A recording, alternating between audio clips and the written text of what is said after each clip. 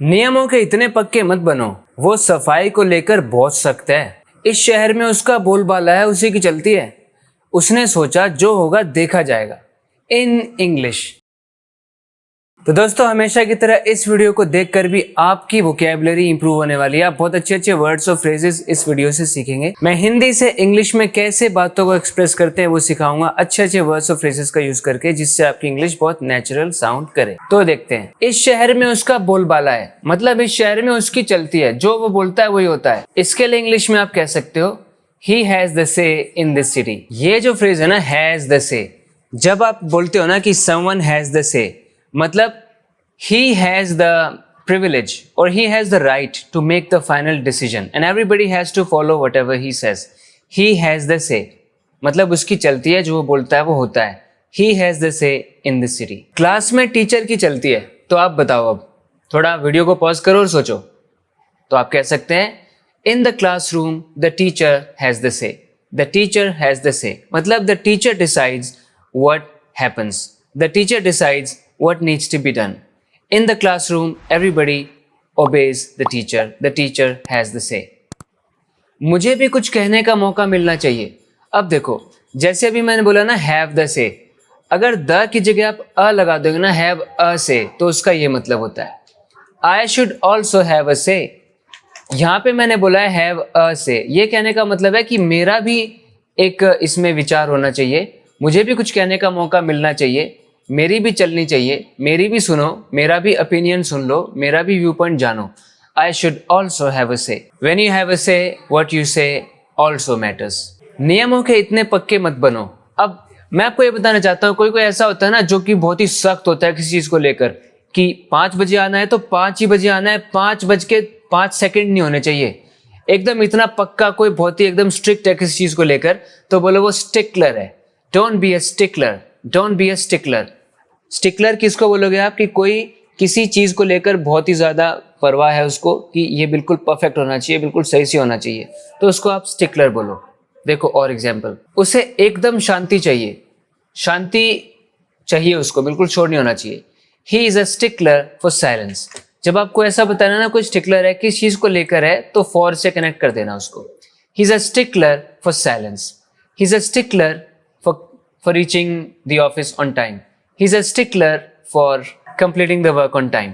इस तरीके से कुछ भी stickler for, somebody is a stickler for something. मेरी मम्मी सफाई को लेके बहुत सख्त है। बताओ कैसे कहेंगे? तो बोलो My mom is a stickler for cleanliness. My mom is a stickler for cleanliness.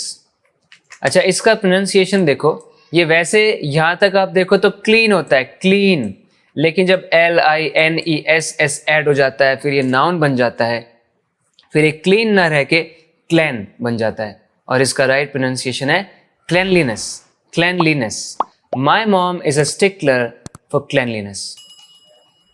वो मुझे बहुत घमंडी लगा। जब आपको ऐसा बताना है कि कोई आपको क्या लग रहा है, कैसा लग रहा है, तो आप ऐसे बोलो he struck me as arrogant.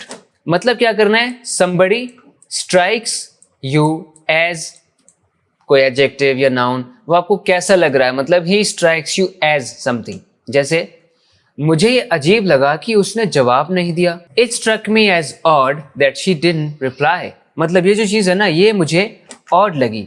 It struck me as odd that she didn't reply, या I found it odd that she didn't reply.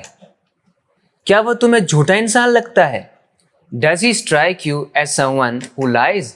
क्या आपको ऐसा लगता है आदमी ऐसा जो झूठ बोलता है? Does he strike you as someone who lies, मतलब समवन स्ट्राइक्स यू, मतलब कोई आपको कैसा ना कैसा लगता है, कोई आपको झूठा लगता है, मतलब someone strikes you as someone who lies. क्या मैं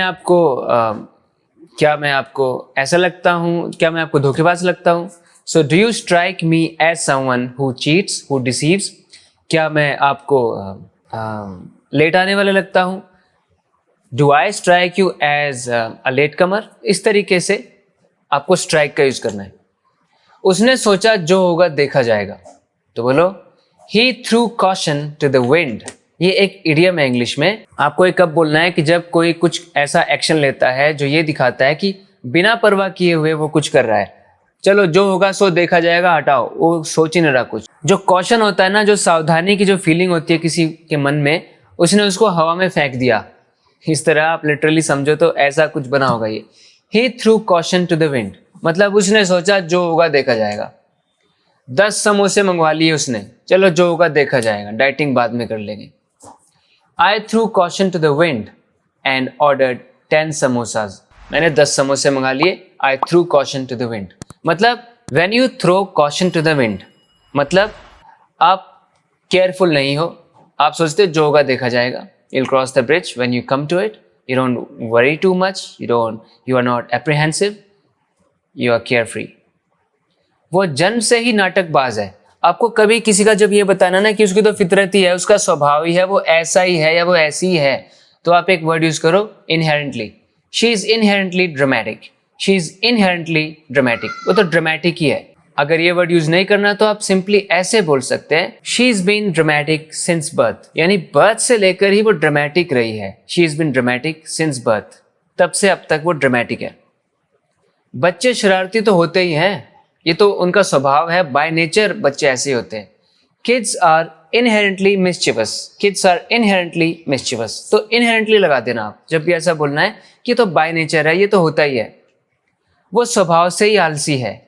she is inherently lazy, she is inherently lazy, तो इनहेरेंटली आप लगा देना उस सेंटेंस में जब भी आपको बताना है कि आप किसी का नेचर दिखा रहे हो, स्वभाव दिखा रहे हो कि वो ऐसा ही है। उन्होंने उसे जबरदस्ती जमीन बेचने पर मजबूर किया। अगर कोई आपसे जबरदस्ती कुछ काम करवाता है, वायलेंस का इस्तेमाल करके, डरा धमका के, तो इंग्लिश में एक वर्ब यूज करो, strong arm. They strong armed him into selling the land.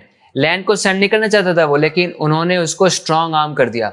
Strong arm को एज अ वर्ब जब आप यूज करते हो तो इसका मतलब होता है कि आप किसी को डरा धमका के, जबरदस्ती वायलेंस का यूज करके कुछ करवा रहे हो, मतलब you are strong arming him into doing something.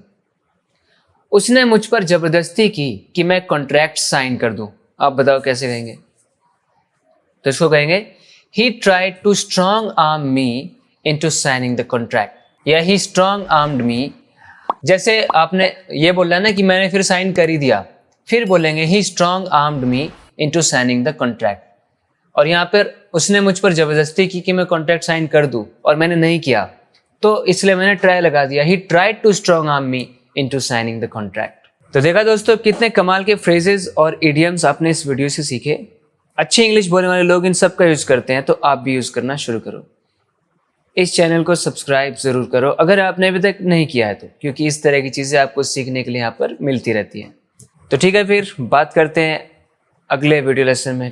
Take care and bye.